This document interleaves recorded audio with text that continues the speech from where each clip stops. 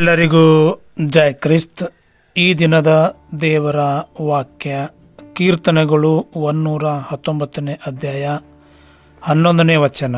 ನಿನಗೆ ವಿರುದ್ಧವಾಗಿ ಪಾಪ ಮಾಡದಂತೆ ನಿನ್ನ ನುಡಿಗಳನ್ನು ನನ್ನ ಹೃದಯದಲ್ಲಿ ಇಟ್ಟುಕೊಂಡಿದ್ದೇನೆ. ಹೌದು ಪ್ರೀತಿಯ ದೇವರ ಮಕ್ಕಳೇ, ದೇವರ ವಾಕ್ಯ ನಮ್ಮೊಂದಿಗೆ ಮಾತನಾಡ್ತಕ್ಕಂಥದ್ದಾಗಿದೆ. ದೇವರ ವಾಕ್ಯ ನಿಮ್ಮೊಂದಿಗೆ ಮಾತನಾಡ್ತಕ್ಕಂಥದ್ದಾಗಿದೆ. ನಾವು ದೇವರಿಗೆ ವಿರುದ್ಧವಾಗಿ ಪಾಪ ಮಾಡದಂತೆ ದೇವರ ನುಡಿಗಳನ್ನು ನಮ್ಮ ಹೃದಯದಲ್ಲಿ ಇಟ್ಟುಕೊಳ್ಳಬೇಕಾಗಿದೆ. ದೇವರ ಮಾತುಗಳು ನಮ್ಮ ಹೃದಯದಲ್ಲಿರಬೇಕಾಗಿದೆ.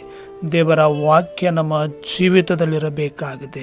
ಯಾವಾಗ ದೇವರ ವಾಕ್ಯ ನಮ್ಮ ಹೃದಯದಲ್ಲಿರುತ್ತದೋ ಅವಾಗ ನಾವು ದೇವರಿಗೆ ವಿರುದ್ಧವಾಗಿ ಪಾಪ ಮಾಡುವುದಿಲ್ಲ.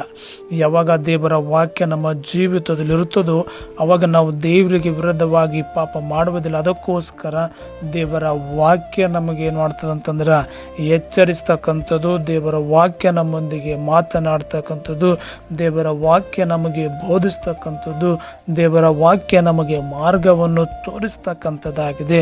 ಅದಕ್ಕೋಸ್ಕರ ನಿನಗೆ ವಿರುದ್ಧವಾಗಿ ನಾನು ಪಾಪ ಮಾಡದಂತೆ ನಿನ್ನ ನುಡಿಗಳನ್ನು ನನ್ನ ಹೃದಯದಲ್ಲಿ ಇಟ್ಟುಕೊಂಡಿದ್ದೇನೆ. ದೇವರ ವಾಕ್ಯ ನಿಮ್ಮ ಹೃದಯಗಳಲ್ಲಿ ಇದಿದಾವ? ದೇವರ ವಾಕ್ಯವನ್ನು ಧ್ಯಾನ ಮಾಡ್ತಾ ಇದ್ದೀರಾ?